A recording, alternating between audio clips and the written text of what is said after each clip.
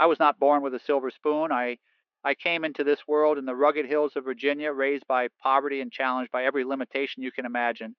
Life, as I knew it then, was a teacher, though she taught me with a heavy hand, but what I lacked in comfort, I made up for in curiosity. And so I began to ask questions, big ones. Why do some men succeed while others with equal talent fall into obscurity? Why does one man's idea change the world while another's dies in silence?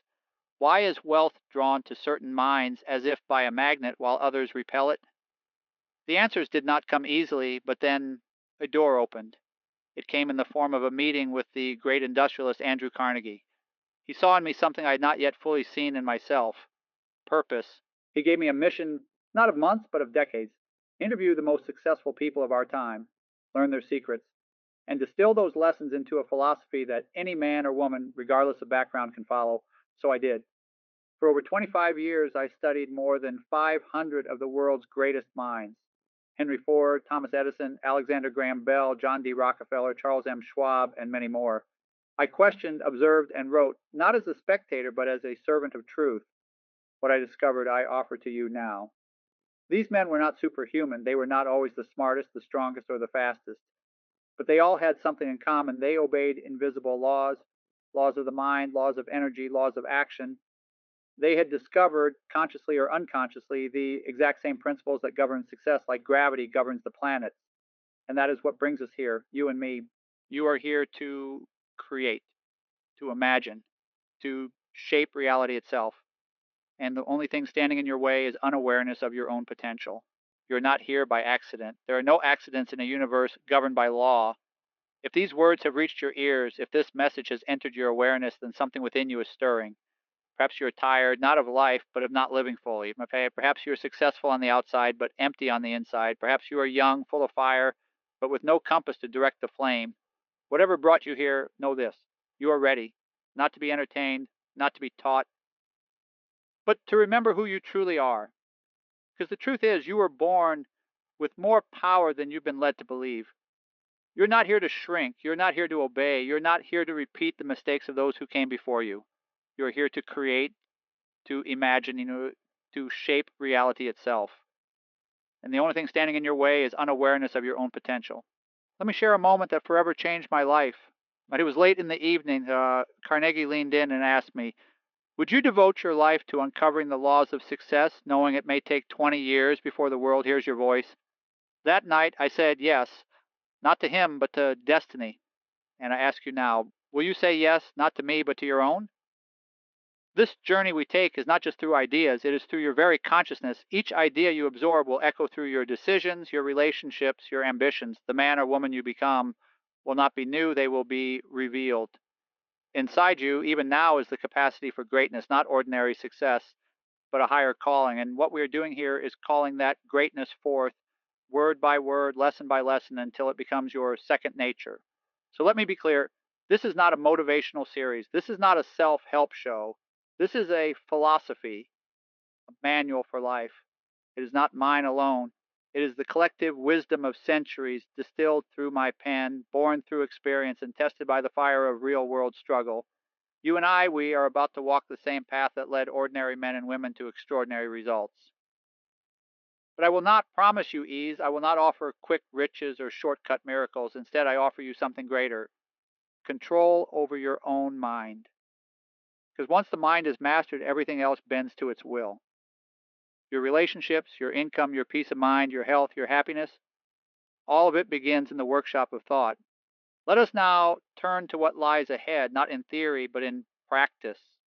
Because information without action is the greatest illusion of progress. Many read, few apply, but those who apply, those who persist, they are the ones who transform not only their own lives, but the lives of others. In my work, I discovered 13 principles that form the foundation of all success. These are not guesses. They are not wishes. They are laws, and laws do not care whether you believe in them or not. Just as electricity does not care who flips the switch, these principles will work for you or against you, depending on whether you understand them and apply them. But before we begin exploring them one by one, you must understand why they work. The universe is built on order, not chaos, and your mind is a transmitter. a receiver, a creative machine that is constantly shaping the reality you experience. Most people live reactively. They respond to what the world gives them, but you are here to live deliberately. You're here to think on purpose, to feel on purpose, to act on purpose, and ultimately to succeed on purpose. That is what separates those who drift through life from those who design it. Let me share something few know. When I first began writing, I was rejected time and time again. Publishers turned me away. Friends laughed at the idea that success could be explained. Even some of the men I had interviewed doubted that the masses would understand what they had practiced intuitively, but I held on to one truth. If I could organize what I had learned into a clear, step by step method, then anyone, anywhere could rise beyond their limitations. This belief became my obsession, and that belief gave birth to the philosophy that would one day be called Think and Grow Rich.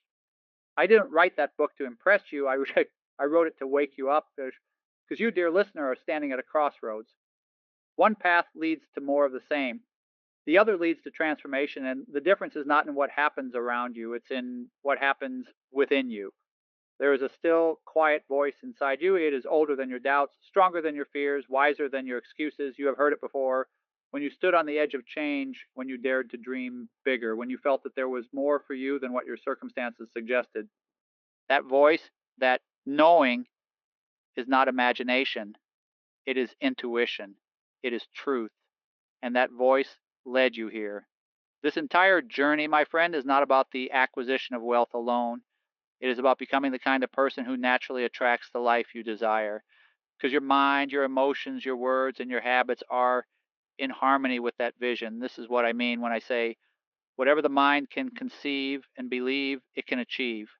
The belief part is where most people fall. They can conceive, yes, they can dream, they can imagine, but believing, that takes discipline, that takes consistency, that takes the courage to look foolish before you look brilliant. But if you persist, if you stay the course, belief becomes knowing, and knowing becomes becoming. So today I leave you with a question, one that I encourage you to sit with, to journal on, to ask yourself not once, but every day of this journey.